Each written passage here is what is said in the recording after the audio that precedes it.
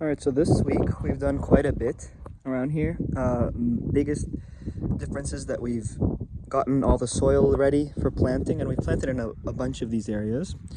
In fact, all of these areas is chickpeas and beans.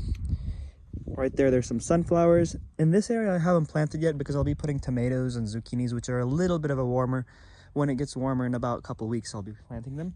However, in this area where the dog is, there's a bunch of onions here, then corn, sweet corn all over here, sweet corn there, sweet corn that side, and more onions. And you can see a lot of these leaves are starting to come out. Now is when things are slowly waking up. My moringa is full of little new growth, you can see here. Another major thing of this week was we completely finished the biogas, and now it's in the activation period, meaning that I put in about 100 liters of fresh cow manure as a bacterial inoculant, and now I'm just waiting for it to fill up and start digesting. So you can see more land cleared, but nothing planted there. One interesting thing about this, which if you follow me on Instagram you might have seen it, is that these planting areas have been then cascading. What I mean by this, and you could see a small example here, but what I mean by this is that you only need to water one basin, either this one or this one right here. And once this fills up, it fills up with a bunch of water, obviously, and then it spills over to the next one. Then it spills over to the next one. Then it spills over to the next one. Same thing with here. Once I fill one, then it spills to this, to this, to this, and then to this. What this enables is very, first of all, ease of watering, and second, it enables very low pressure requirements for watering, and which is important for my case because I finally connected this, which is pure rainwater, low pressure rainwater from the roof that I also set up this week. Okay, my grandma should not see that. But anyways, and what this tube is, I just put this yesterday because yesterday we had our first little bit of rain, only like literally 5 millimeters, but this collects water straight from this little section, which is only maybe 15 square meters, and it brings it straight into here. I gotta make it shorter, a little bit prettier, so it comes into here, but the point is I'd like when it rains it directly waters and infiltrates the soil where I want it.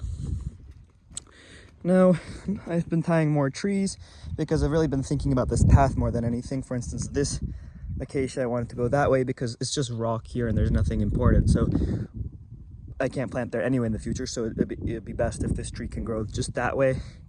Then the fig was coming a little bit too much to the path, and rather than cutting it, I'm just angling it so that it goes this way. I've been doing that a lot. Oh, see, like this one has undone itself a little bit. I'll show you on camera what it looks like. Oh, I just push it all the way. Sometimes it's the dog that does this stuff, but something like this. And because, I don't know, my idea for this one specifically was that this branch could go on the floor. So maybe I'm pruning it in an interesting way where I could still have a lot of sun here, but this, which is an area which I'm not going to be planting in because of the tube and other stuff, could still be productive with figs. Anyways, another thing we did has been adding this small, beautifully professional chicken coop, and have gotten some chicks. So these are, I think, about 5 weeks old, and this must be about, I don't know, maybe about 10 weeks old. But yeah, and then this dog is here. I only tie the dog on very, very certain limited occasions. For example, if we're going out so it doesn't follow us out and then we come back maybe for 1 or 2 hours. And also it protects these from the cats. Not all the cats bother them, but there has been an incident of 1 or 2 cats kind of bothering them, and it's because I have no roof right now, but they're doing fine. And I let them out all day. I'm just filming this in the morning before I let them out. And that's a lot of it. Oh, so another thing is that open pit mine, if you remember from my last video, has now become way more beautiful. I mean, there's a lot of random tools around yet and this kind of ugly chair, but it does look a lot better.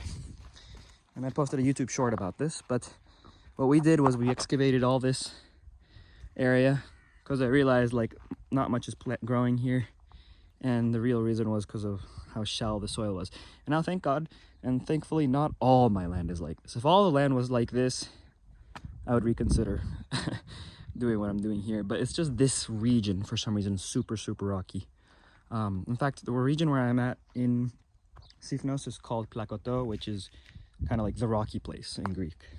But anyway, so we've done this thing and we've put all the soil that we've excavated into this area, thus by increasing the root depth significantly. Planted a little olive tree there, and I don't expect whatever we plant here to become massive, but I'm thinking of it as if it's just a big pot, like a big planting pot. And I've seen olives growing in pots, no problem, and they might get to, you know, 1.5 meters tall, which is enough for this little region. But yeah, so I think better than having it nothing growing or looking really bad in the summer. And we just hooked up a couple other trees to irrigation and planted some more cactus as usual. And the final little thing is, oh, the little Lucania seeds that we planted, I guess about a week ago, have started germinating. You can see right here, a lot of them have been germinating. And in this region, right there, and right there. And also started a new thing here, where I'm trying to start, I saw this trick on YouTube on starting different trees from cuttings using this method with sand. And in here there's fig cuttings, and in here there's mulberry cuttings.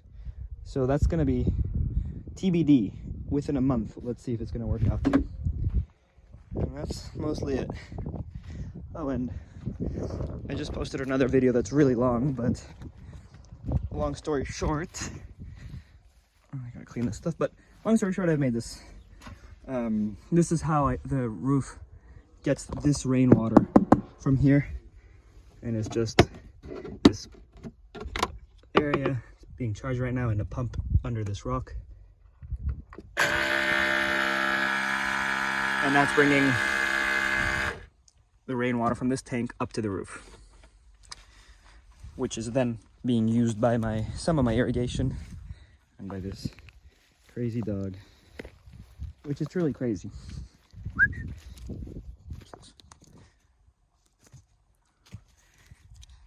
And that's all for this time.